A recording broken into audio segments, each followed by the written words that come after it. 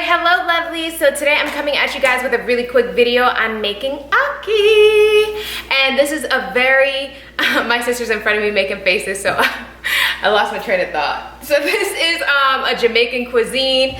Me and her love Ackee. We grew up with Ackee and saltfish, but this is the Ital version of it. So I'm done talking. Let's get right into it.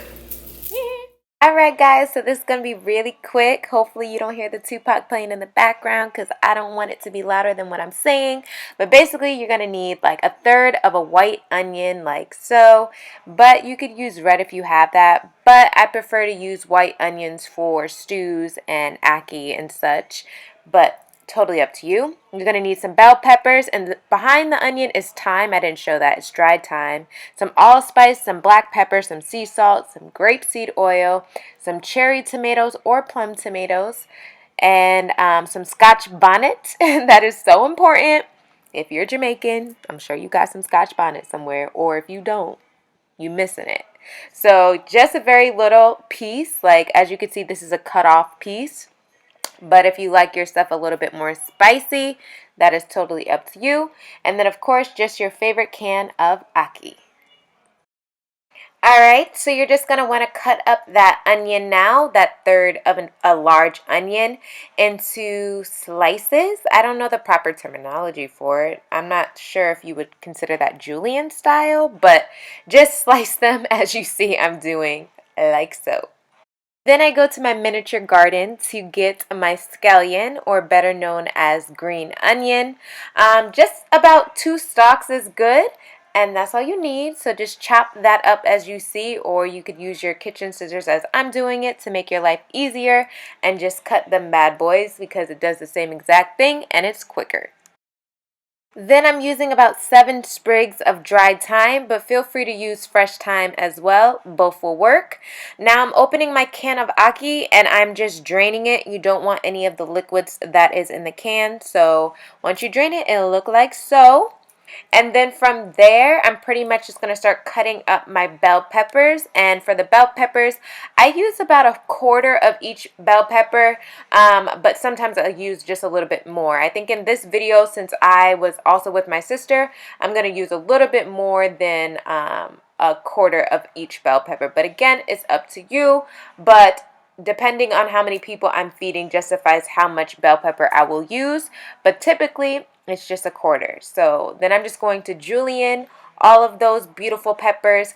I didn't have a green bell pepper for this day, but normally I would have all 4 colors because I just love how beautiful this meal is. It's our national dish, so I like to make it as colorful and festive as possible when I do make it because it truly is a beautiful dish once you finish.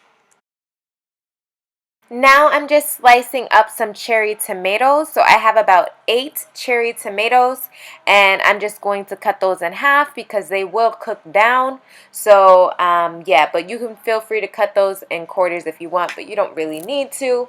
And yes, you could use whatever tomatoes you want as well. It doesn't necessarily have to be cherry or plum. I just like to use as many alkaline items as possible.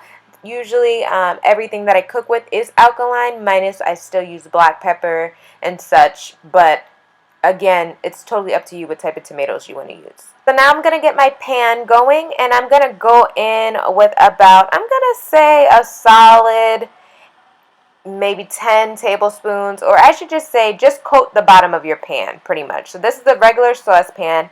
I put my heat on medium, and I'm just medium low, and I'm just allowing the oil to get nice and hot. And once the oil is hot like so, I just used a scallion piece just to make sure it was bubbling. I'm going to go ahead and I'm going to add the onions first. And you're not caramelizing the onions, but you do want to get them transparent. So I usually start with the onions first because I like for them to cook down first. And then I add my thyme. I allow this to cook for about a minute or 2 by itself. I keep it uncovered and I stir that bad boy. After about a minute or so in the pan, that's when I'll go ahead and start adding my bell peppers, my scallion, and my tomatoes, and my scotch bonnet. Now you're just going to stir everything about so that the onions aren't the only ones that's getting nice and oily. You're going to stir this all together, and you're basically just going to saute your bell peppers, onions, and other seasonings for about 5 minutes or so. But you want to keep watching it. You don't want it to burn, or you don't want it to caramelize, so you definitely want to keep it on medium low. So after everything's in your pot, you could go ahead and add your seasoning. I'm starting with some allspice. I always season to taste, so feel free to watch how much I'm putting in, but definitely do as much as you prefer. So this is probably about a tablespoon or so of black pepper. I put like a couple dashes of the allspice before the black pepper, and now I'm going in with some sea salt. Sea salt to me is definitely a season to taste thing, so feel free to add however much salt that you want for yourself. And then I'm just going to stir all of those together. And the thyme that's in the pot also will really be giving it flavor as well. If you just think that's just a little bit of seasonings, the thyme is very strong, and so is the scallion. Now after a couple minutes, you will start to see that your bell peppers is cooking down, your onions is cooking down. They're getting a little bit softer, but still they're not burnt. They're still very colorful. You want to make sure that you keep it that way. You are not trying to burn your vegetables. Now, once your bell peppers is cooked down to your desire, I know some people like their bell peppers softer than others. I like mine in between crunch and soft, but it's totally up to you. But once you get to that point, you're just going to add your ackee. And when you're adding your ackee, it's very, very, very, very important that you fold your ackee in, because if not, it will start to break apart and the meal won't look as delightful as it does. So be very gentle, because ackee is very soft and it can get mushy, and you don't want mush. So just take your time with folding in the ackee with everything else.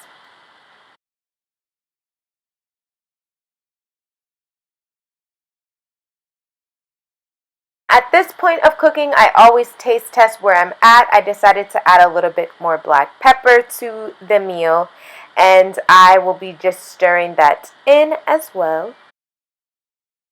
I'm a big taste tester, so when you get to this point that your ackee looks like this, if you feel you need a little bit more time, here is the perfect opportunity to add a little bit more of dried thyme, or if you had thyme seasoning, you could put a dash or two of that.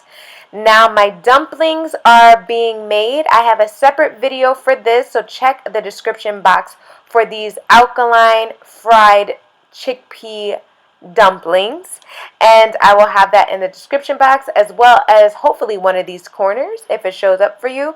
But they're so good. I know so many people that I got eating them now instead of the regular flour, and they're just as tasty. So yes, go check that video out. And voila, that is it. So I plated my plate with some ackee, some dumplings, some fried plantains, and avocado.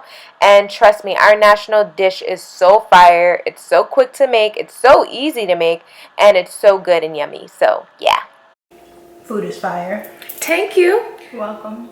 So you guys, this is our Ital Jamaican food, and if you want the recipe for these chickpea dumplings, which are Alkaline approved, definitely check the description box for that video. It's just a really quick video, and I believe I have a plantain video already, but look at this, just fire, fireness. So, like Rachel Ray.